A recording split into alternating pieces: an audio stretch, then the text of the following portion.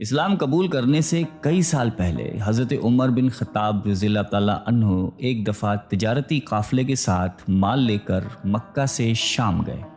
قافلے میں قریش کے کئی اور بڑے سردار بھی شامل تھے۔ یہ قافلہ شام کے سب سے بڑے شہر دمشق گیا اور وہاں اپنا مال بیچ کر مکہ واپس روانہ ہوا۔ تھوڑا سا فاصلہ طے کرنے پر حضرت عمر کو یاد آیا کہ ان کی ایک رشتہ دار خاتون نے انہیں کچھ سونا دیا تھا کہ اسے بیچ کر اس کے لیے کچھ کپڑے وغیرہ لیتے آئیں۔ انہوں نے اپنے قافلے کے ساتھیوں سے کہا کہ فلاں عورت کا کام کرنے واپس دمشق جا رہا ہوں، کوشش کروں گا کہ یہ کام کر کے جلدی واپس آ جاؤں۔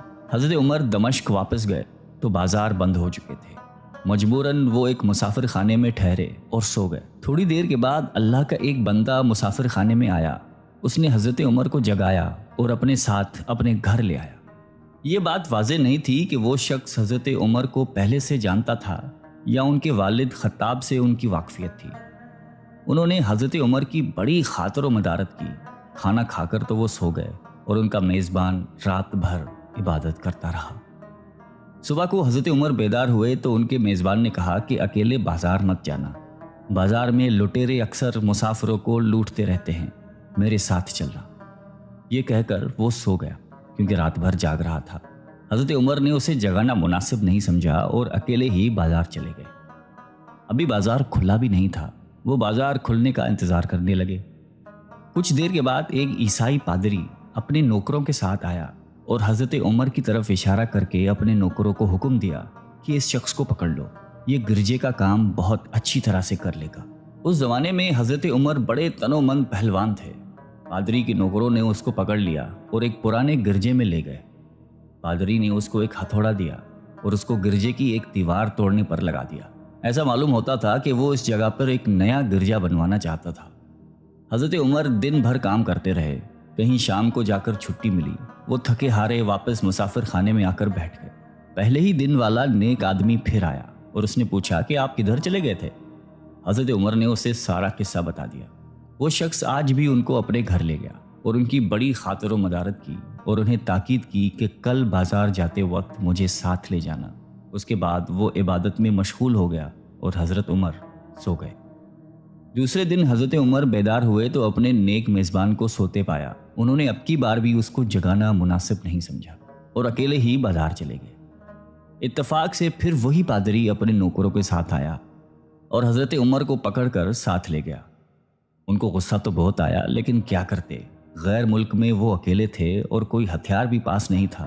دوسری طرف پادری کے ساتھ 7-8 نوکر تھے اور وہ سب ہتھیار بند تھے۔ پہلے دن کی طرح ہی حضرت عمر ہتھوڑے کے ساتھ گرجے کی دیوار توڑتے رہے۔ جب دھوپ تیز ہوئی تو پادری اور اس کے نوکر انہیں کام میں مشغول دیکھ کر چلے گئے اور حضرت عمر دیوار کے سائے میں دم لینے کے لیے بیٹھ گئے۔ اتنے میں وہ پادری گھوڑے پر سوار چپکے سے آیا اور حضرت عمر کے سر پہ ضرب لگائی اور کہا کہ ہم سب گھر گئے تو نے کام ہی چھوڑ دیا۔ اب حضرت عمر کو صبر کی تاب نہ رہی۔ انہوں نے ادھر ادھر نظر دوڑائی، ہر طرف سناٹا تھا۔ انہوں نے پادری کو گھوڑے سے کھینچ کر نیچے کر لیا اور اس کے سر پر ہتھوڑے مارنا شروع کر دیے۔ وہ بہت چیخا چلایا لیکن اس کی مدد کے لیے کوئی نہیں پہنچا۔ حضرت عمر نے ٹوٹی ہوئی دیوار کا ایک بھاری ٹکڑا اٹھا کر اس کے سر پہ دے مارا۔ وہ پہلے ہی زخمی تھا، اب اس نے دم دے دیا۔ اس کو مرتے دیکھ کر حضرت عمر تیزی سے بھاگ کھڑے ہوئے اور جس راستے سے دمشق آئے تھے وہ راستہ چھوڑ کر ایک دوسرے راستے پر چل پڑے۔ شہر سے کافی دور انہیں ایک خچر پر سوار رومی ملا جو روم سے تعلق رکھتا تھا۔ وہ ان کے ساتھ چلنے لگا۔ وہ کچھ باتیں کرنے لگا لیکن نہ حضرت عمر ان کی زبان سمجھتے تھے اور نہ وہ ان کی زبان سمجھتا تھا۔ اس نے یکایک اپنی تلوار پر ہاتھ ڈالا۔ حضرت عمر سمجھ گئے کہ وہ ان پر وار کرنا چاہتا ہے۔ انہوں نے فوراً ہی خچر سے اسے کھینچ لیا اور اس سے تلوار چھین کر ایک ہی وار میں اس کا کام تمام کر دیا۔ پھر آپ خچر پہ سوار ہو کر آگے چلے۔ اس کے بعد کیا ہوا اس کا حال خود حضرت عمر نے اس طرح بیان کیا ہے کہ اس جگہ سے روانہ ہو کر میں ایک گرجے پہنچا۔ یہاں عیسائیوں کی ایک جماعت رہتی تھی۔ میں گرجے کے اندر داخل ہوا تو گرجے میں رہنے والے سب لوگ میرے ارد گرد جمع ہو گئے اور مجھ سے میرے حالات کے بارے میں پوچھنے لگے۔ پھر وہ اپنے پادری کے پاس مجھے لے گئے۔ پادری مجھے نہایت غور سے دیکھنے لگا اور اس کے بعد کہنے لگا کہ ایسا معلوم ہوتا ہے کہ تمہیں کسی چیز کا خوف ہے۔ میں نے کہا کہ تم نے کیسے اندازہ لگا لیا کہ مجھے کسی چیز کا خوف ہے؟ اس نے میرے سوال کو ٹال دیا اور کہا کہ آپ جب تک چاہیں یہاں ٹھہریں، آپ کو یہاں کسی قسم کا کوئی خطرہ نہیں، آپ ہماری حفاظت میں ہیں۔ پھر اس پادری نے مجھے اپنے گھر میں مہمان کی طرح رکھا اور میری نہایتی خاطر و مدارت کی، اور پھر پوچھا کہ آپ کون ہیں؟ میں نے اسے بتایا کہ میں مکے کا رہنے والا ہوں اور قبیلہ قریش سے تعلق رکھتا ہوں۔ تجارتی قافلے کے ساتھ شام آیا تھا۔ تجارت کا مال بیچنے کے بعد ایک ضروری کام کے لیے مجھے اپنے قافلے سے جدا ہو کر واپس دمشق جانا پڑا۔ اب میں اپنے وطن واپس جا رہا ہوں اور راستہ بھٹک کر یہاں آ نکلا ہوں۔ پادری مجھے غور سے دیکھتا رہا اور بار بار طرح طرح کے سوال کرتا رہا۔ میں نے ان کے ہاں نہایتی آرام سے رات بسر کی۔ صبح کو آپ نے پوچھا کہ آپ کا ارادہ یہاں ٹھہرنے کا ہے یا آگے جانے کا؟ میں نے کہا کہ اب میں آپ سے رخصت ہونا چاہوں گا۔ یہ سن کر پادری نے اپنا ایک شاندار گدھا جو بڑا خوبصورت اور نہایتی تیز رفتار تھا لے آیا۔ اس گدھے کی پیٹھ پر کھانے کی مزیدار چیزیں اور قیمتی تحفے بھرے ہوئے تھے، اور پھر کہنے لگا کہ آپ اس گدھے پر سوار ہو جائیں اور چل پڑیں۔ راستے میں آپ کا گزر کسی عیسائی کے مکان کے پاس سے ہوگا تو وہ آپ کو اس گدھے پر سوار دیکھ کر آپ کی بے حد تعظیم کرے گا اور آپ کی خاطر و مدارت میں کوئی کسر نہیں چھوڑے گا۔ یہ کہہ کر پادری نے میرا ہاتھ پکڑا اور تنہائی میں لے کر کہنے لگا کہ اے عمر، آپ پر میرا حق واجب ہو گیا۔ میں نے کہا بے شک۔ اس نے کہا آپ کا تعلق ایک معزز قوم سے ہے، میری آپ سے ایک غرض ہے۔ میں نے کہا کہ آپ بیان کر لیں، لیکن حیرت کی بات ہے کہ آپ جیسا بڑا آدمی مجھ جیسے پریشان حال مسافر سے کوئی غرض رکھتا ہو۔ اس نے بڑے یقین بھرے لہجے میں کہا کہ سنیں، میں ایک ایسا آدمی ہوں جس سے اللہ نے آسمانی کتابوں کا علم عطا کیا ہے۔ میں نے آپ کی ذات میں بہت سی ایسی نشانیاں دیکھی ہیں جو یہ ظاہر کرتی ہیں کہ جب ایک مقررہ مدت پوری ہو جائے گی تو حالات میں زبردست تبدیلی آئے گی۔ اس وقت آپ ہمارے ملک کے حاکم بن جائیں گے اور یہاں کے سب شہروں میں آپ ہی کا حکم چلے گا۔ اس کے بعد پادری نے اپنی جیب سے دوات، قلم اور کاغذ نکال کر کہا کہ میری غرض یہ ہے کہ آپ اس کاغذ پر لکھ دیں کہ اس گرجے اور اس کی جائیداد پر کسی قسم کا کوئی موصول لاگو نہیں کیا جائے گا۔ میں نے حیران ہو کر پادری سے کہا کہ آپ مجھ سے مذاق تو نہیں کر رہے؟ اس نے کہا کہ قسم ہے اس ذات کی جس نے عیسیٰ علیہ السلام پر انجیل نازل فرمائی، میں جو کچھ کہہ رہا ہوں وہ بالکل سچ ہے۔ آپ مہربانی کریں اور میری درخواست قبول فرمائیں۔ میں نے پادری کی باتوں کو اس کا وہم سمجھا اور جیسے اس نے کہا میں نے اسی طرح کاغذ پہ اسے لکھ کر دے دیا۔ اس کے بعد گدھے پر سوار ہو کر چل پڑا۔ راستے میں مجھے کئی جگہ پر عیسائیوں کی جماعتیں ملی۔ انہوں نے مجھے ایک پادری کے گدھے پر سوار دیکھ کر میری بڑی خاطر و مدارت کی۔ میں اس طرح جگہ جگہ عیسائیوں کا مہمان بنتا تبوک تک پہنچ گیا۔ اللہ کی شان، جس تجارتی قافلے کے ساتھ میں گیا تھا وہ کافی دیر میرا انتظار کرنے کے بعد اسی جگہ سے چل پڑا تھا جہاں میں نے اسے چھوڑا تھا، اور اب تبوک میں ایک کنویں کے قریب ڈیرا ڈالے ہوئے تھے۔ قافلے والے میرے ساتھی مجھے دیکھ کر میری طرف دوڑ پڑے اور مجھ سے مل کر بہت خوش ہوئے اور کہنے لگے کہ ابن خطاب، ہم لوگ تمہارا انتظار کرتے کرتے بالکل مایوس ہو گئے تو ہم نے اس مقام کو کوچ کر دیا جہاں سے تم واپس دمشق گئے تھے، مگر تمہارے بارے میں ہم سخت پریشان تھے۔ یہ تو بتاؤ کہ اتنے دن تم کہاں رہے؟ میں نے وہ تمام حالات بیان کیے جو مجھے پیش آئے، لیکن پادری سے جو میری گفتگو تنہائی میں ہوئی وہ بالکل ظاہر نہیں کی، کیونکہ میں پادری کی اس باتوں کو اس کا وہم سمجھتا تھا اور اس کے عقیدے کی کمزوری سمجھتا تھا۔ قریش کے ایک سردار ابو سفیاں بھی اس قافلے میں شامل تھے۔ انہوں نے مجھے اس شاندار گدھے پر سوار دیکھ کر کہا، ارے تم لوگ اس نوجوان کی اقبال مندی تو دیکھو، اسے کسی ایسے میدان میں چھوڑ دیا جائے جہاں نہ پانی ہو نہ سبزہ، پھر بھی اسے رزق مل جائے گا۔ پادری نے رخصت کرتے وقت مجھ سے کہا تھا کہ جب میں اپنے ساتھیوں کے پاس پہنچ جاؤں اور گدھے کی ضرورت نہ رہے تو اس کی رسی کو مضبوطی سے باندھ کر گدھے کو اسی جگہ پر چھوڑ دوں، لہٰذا میں نے ایسا ہی کیا۔ یہ دیکھ کر ابو سفیان نے کہا کہ ارے تم نے کیا کر دیا؟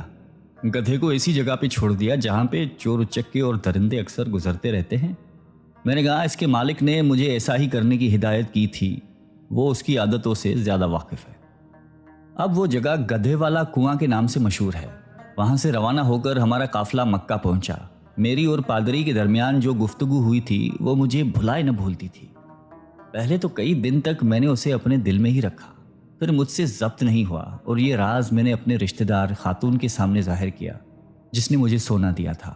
وہ بڑی عقلمند خاتون تھی. اس نے مجھ سے کہا کہ اے ابن خطاب، میں تمہارے بچپن ہی سے تم میں اچھی نشانیاں دیکھ رہی ہوں. جب تم بہت چھوٹے بچے تھے تو میں نے ایک دفعہ خواب میں دیکھا کہ تم لمبے ہوتے جا رہے ہو اور تمہارا قد اتنا لمبا ہو گیا ہے کہ اس نے آسمان کو چھو لیا ہے. یہ دیکھ کر میں نے خواب میں کہا کہ ارے یہ میرے بچے کی کیا حالت ہو گئی ہے. کسی نے کہا کہ یہ لڑکا دنیا اور آخرت میں بھلائی پانے والا بنے گا. جاہلیت کے زمانے میں اس قسم کی باتوں کا مطلب میرے سمجھ میں نہیں آتا تھا. مکہ میں ایک شخص اہل کتاب یعنی یہود و نصارہ میں سے تھا جو بہت گمنام تھا. عام لوگ تو اس سے واقف بھی نہیں تھے، لیکن قریش کے کچھ سردار اسے پہچانتے تھے اور اس کی بہت عزت کرتے تھے. ایک دن دوپہر کے وقت میں اس کے ہاں گیا اور اس سے جا کر کہا کہ میں آپ سے چند باتیں کرنا چاہتا ہوں اور چاہتا ہوں کہ آپ ان کو اپنے دل میں راز بنا کر رکھیں اور کسی کے سامنے ظاہر نہ کریں. اس نے ایسا کرنے کا وعدہ کیا تو میں نے اپنے سفر کے تمام واقعات اس کے سامنے بیان کر دیے اور اپنے رشتہ دار خاتون کے خواب کا بھی ذکر کیا. جب میں اپنی گفتگو ختم کر چکا تو اس نے کہا کہ اے ابن خطاب، جس کو تم نے موصول کی معافی کا وعدہ لکھ کر دیا ہے وہ اس زمانے میں عیسائیوں کا سب سے بڑا عالم ہے. جو کچھ اس نے کہا وہ سب سچ ہے اور جلد ہی وہ سچ تمہارے سامنے آ جائے گا. جہاں تک تمہاری رشتہ دار خاتون کے خواب کا تعلق ہے تو اس سے یہ ظاہر ہوتا ہے کہ مکے میں ایک بہت بڑا انقلاب آئے گا. زمانہ ایک نئی صورت اختیار کرے گا اور آنے والے زمانے کے آسمان و زمین بدل جائیں گے. میں وہاں سے گھر چلا آیا اور اس کی ساری باتیں اپنے دل میں لیے رہا. تھوڑے ہی عرصے کے بعد قریش کی مجلسوں میں آپ صلی اللہ علیہ وآلہ وسلم کا ذکر ہونے لگا. یہ لوگ اس بات پر چڑھتے تھے کہ محمد صلی اللہ علیہ وآلہ وسلم اپنے آپ کو اللہ کا رسول کہتے ہیں، لوگوں کو بتوں کی پوجا کرنے سے منع کرتے ہیں اور ایک اللہ کو ماننے پر زور دیتے ہیں. جلد ہی اللہ تعالیٰ نے اسلام کو ظاہر کر دیا اور مجھے یقین ہو گیا کہ حالات وہی صورت اختیار کر رہے ہیں جس کی طرف آسمانی کتابوں کے عالم شام کے پادری نے اشارہ کیا تھا. نبوت کے 6 سال حضرت عمر نے اسلام قبول کر لیا اور رسول اللہ صلی اللہ علیہ وآلہ وسلم کے جان نثار ساتھی بن گئے. 11 ہجری میں آپ صلی اللہ علیہ وآلہ وسلم نے اس دنیا سے پردہ فرمایا تو حضرت ابو بکر مسلمانوں کے پہلے خلیفہ بنے. 13 ہجری میں انہوں نے وفات پائی تو حضرت عمر خلیفہ بنے. ان کے سفر نامے کی روایت کرنے والے راوی کا بیان ہے کہ حضرت عمر فاروق اپنے خلافت کے زمانے میں شام تشریف لے گئے تھے تو ایک بہت بوڑھا آدمی جس کے بال برف کی طرح سفید ہو چکے تھے عیسائیوں کی ایک جماعت کے ساتھ ان کی خدمت میں حاضر ہوا اور عرض کیا کہ اے امیر المومنین، کیا آپ مجھے جانتے ہیں؟ حضرت عمر نے فرمایا کہ اگر آپ شام کے فلاں نگر کے پادری ہیں تو میں آپ کو پہچانتا ہوں. اس نے کہا کہ جی ہاں، میں وہی پادری ہوں. حضرت عمر فاروق رضی اللہ تعالیٰ عنہ نے فرمایا کہ میں نے آپ سے لکھ کر جو عہد کیا تھا وہ آج بھی قائم ہے. اللہ تعالیٰ نے اپنے رسول صلی اللہ علیہ وآلہ وسلم کے ذریعے ہمیں عزت بخشی. انہوں نے ہمیں اللہ تعالیٰ کی پسندیدہ دین اسلام کی طرف دعوت دی اور ہم نے یہ قبول کی. آپ ہی نے مجھے ان باتوں سے آگاہ کیا تھا. اب آپ کو کون سی چیز اسلام سے قبول کرنے سے روکتی ہے؟ بوڑھے پادری نے حضرت عمر کی باتیں سن کر اسی وقت اپنے ساتھیوں سمیت کلمہ پڑھ کر اسلام کی دولت حاصل کر لی. اللہ تعالیٰ ہم سب کو قلب سلیم عطا فرمائے اور قرآن اور حدیث پہ چلنے کی توفیق عطا فرمائے. آمین.